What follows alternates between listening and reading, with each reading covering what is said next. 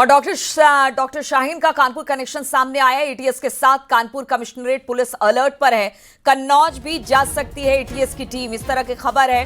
Doctor Shaheen से जुड़े लोगों पर इस वक्त कड़ी नजर रखी जा रही है। डॉक्टर शाहीन के पूर्व पति से भी इस वक्त पूछताछ संभव बताया जा रहा है। 2015 में शाहीन का तलाक हो गया था। जीएसवीएस मेडिकल कॉलेज के डॉक्टरों से भी पूछताछ संभव है। तो जिसके जिसके संपर्क में डॉक्टर शाहीन रही, उन सब से पूछताछ की बात अब सामने आ रही है। कानपुर कनेक्शन सामने आया है। एटीएस के साथ कानपुर कमिश्नरेट पुलिस इस वक्त अलर्ट पर है। कन्नौज जाने की बात भी सामने आ रही है। वहीं डॉक्टर शाहीन से जुड़े लोगों पर इस वक्त कड़ी नजर रखी जा रही है। उसके पुराने पूर्व पति से पूछताछ हो रही है। 2015 में शाहीन का तलाक हो गया था। जीएसवीएन मेडिकल कॉलेज के डॉक्टरों से भी पूछताछ, क्योंकि वहीं पर काम किया करती थी डॉक्टर शाहीन।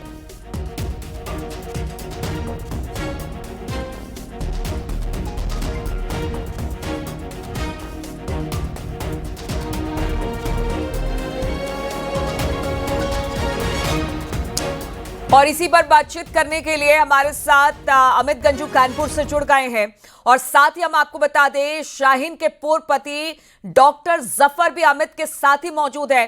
अमित, जरा इनसे बातचीत कीजिए और पूछे कि शाहीन किस तरह की महिला थी, कब इनकी शादी हुई, कब तलाक हुआ और क्या जानकारी दे पाएंगे।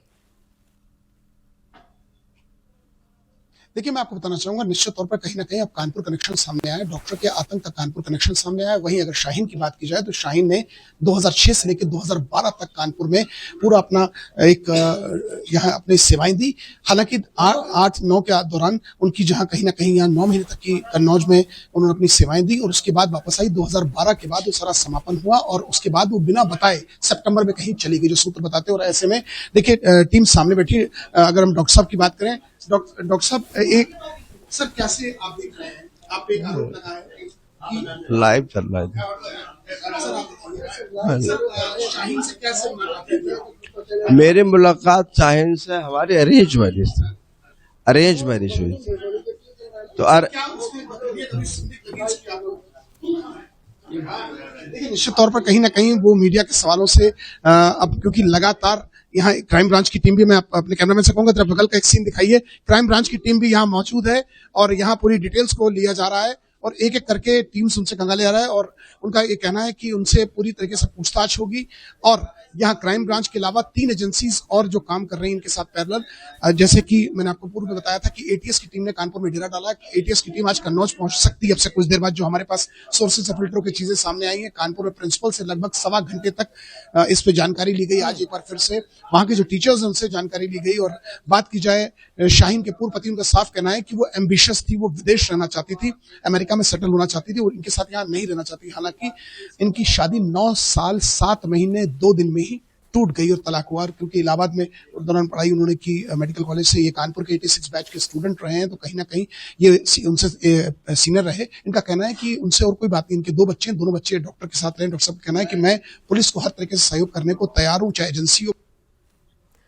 बिल्कुल, तो पुलिस के साथ सहयोग करने के लिए जो शाहीन के पूर्व पति हैं डॉक्टर जफर, वो तैयार हैं। बहुत ज्यादा बात मीडिया से नहीं करना चाहते हैं, लेकिन जो जानकारी निकलकर सामने आ रही है और अब जो तमाम एजेंसियां हैं जब पूछताछ करेगी तो शायद डॉक्टर जफर से भी कुछ इंपॉर्टेंट जानकारियां निकल पाए। बहुत बहुत शुक्रिया आपका अमित, हमारे साथ जुड़ने के लिए। वहीं नोएडा का AQI बेहद खराब है। देखिए, अब हम बात कर रहे हैं पॉल्यूशन की, यानी कि डार्क रेंज जोन में पहुंच गया है नोएडा का AQI।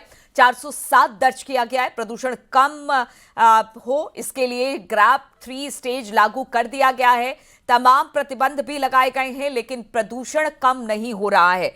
अगर बात की जाए मैकेनिकल स्वीपिंग और वाटर स्प्रिंकलिंग भी कारगर साबित नहीं हो रही है, तो लगातार नोएडा का जो AQI है वो बेहद खराब से खराब स्तर पर पहुंच गया है। ग्रेप 3 स्टेजेस लागू होने के बावजूद भी यहां पर पॉल्यूशन खत्म नहीं हो रहा है। नोएडा का AQI इस वक्त अगर बात की जाए 407 दर्ज किया गया है। प्रदूषण कम करने के लिए ग्रेप 3 तो लागू कर दिया गया है, लेकिन तमाम प्रतिबंधों के बाद भी प्रदूषण कम नहीं हो रहा है। मैकेनिकल स्प्रिंकलिंग की जा रही है, स्वीपिंग की जा रही है, लेकिन इसके बावजूद भी ये जो तमाम उपाय हैं वो कारगर साबित नहीं हो रहे हैं। दिल्ली NCR की हवा दिन प्रतिदिन जहरीली होती जा रही है। दरअसल मैं आपको बता दें, दिल्ली NCR में CAQM ने अब GRAP graded response action plan की स्टेज 3 लागू कर दी गई है। आपको साथ ही बता दें, बेहद खतरनाक श्रेणी में यानी डार्क रेड जोन में दिल्ली एनसीआर का AQI बना हुआ है। और ऐसे में दिल्ली एनसीआर की अगर बात करें तो इस वक्त हम नोएडा में मौजूद हैं और नोएडा का AQI की बात करें तो वो 407 बना हुआ है। आपको बता दें 400 के बार ये पहली बार है जब प्रदूषण का स्तर गया है। वायु गुणवत्ता में लगातार जहर घुलता जा रहा है। एक आम आदमी को बेहद खतरनाक स्थिति का सामना करना पड़ रहा है। और मेरे ठीक और आगरा में खाद्य विभाग की टीम ने एक बड़ी कार्रवाई की है। मिलावटी पनीर की सूचना पर खाद्य विभाग की टीम ने छापा मारा है। मौके से कई क्विंटल मिलावटी पनीर बरामद किया गया है। दरअसल टीम को सूचना मिली थी कि थाना ताजगंज क्षेत्र में गोदाम में नकली पनीर की खरीद बिक्री चल रही है, जिसके बाद टीम ने सुबह 4 बजे ही तड़के छापा मारा और मौके से कई क्विंटल मिलावटी पनीर बरामद किया। पनीर के 2 अलग अलग सैंपल लेकर जांच के लिए भेज दिए गए हैं और लगभग 5 क्विंटल पनीर गड्ढा खोदकर नष्ट किया गया।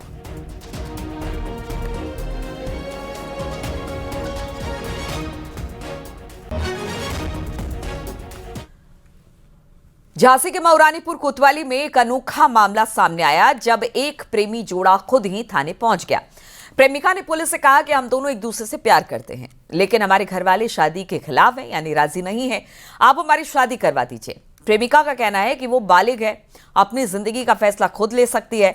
बताया जा रहा है कि दोनों एक ही जगह पढ़ते हैं और घर वालों के लिए विरोध के चलते घर छोड़कर थाने पहुंच गए। पुलिस ने दोनों को समझाने की कोशिश की, लेकिन फिलहाल प्रेमी जोड़ा अपनी जिद पर अड़ा रहा। हम लोग की समस्या ये है कि हम लोग भाग के तो हम लोग को शादी करना और घर वाले कोई राजी नहीं है। घर वाले आपकी राजी? जी कोई राजी नहीं है। आप कहाँ के? हम झांसी में रहते हैं। झांसी में रहते? जी। अच्छा जी बताइए, आखिर पुलिस से क्या मदद चाहती है? जी मैं चाहते कि हम लोगों की शादी करा दें बस। अच्छा, क्या आपके घर वाले राजी नहीं? नहीं कोई राजी नहीं है। हमें इनसे शादी करनी है इसलिए हम आए थे। हाँ। क्यों शादी करना चाहते हैं? मेरी शादी क्यों पसंद है, दोनों राजी हैं। हम दोनों राजी हैं इसलिए हम शादी करना चाहते हैं।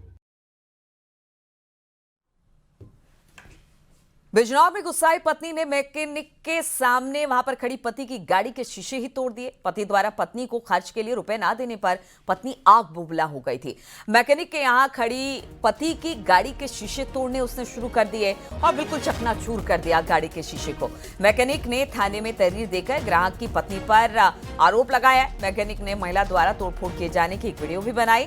नजीबाबाद थाना क्षेत्र के गांव रसमनवाला का ये मामला बताया जा रहा है, जहां पर खर्चा पानी ना देने की वजह से पत्नी गुस्से में थी। पति की गाड़ी मैकेनिक के पास थी तो वहां पहुंचकर उसने पूरी तरह से इस गाड़ी के सभी शीशे तोड़ दिए।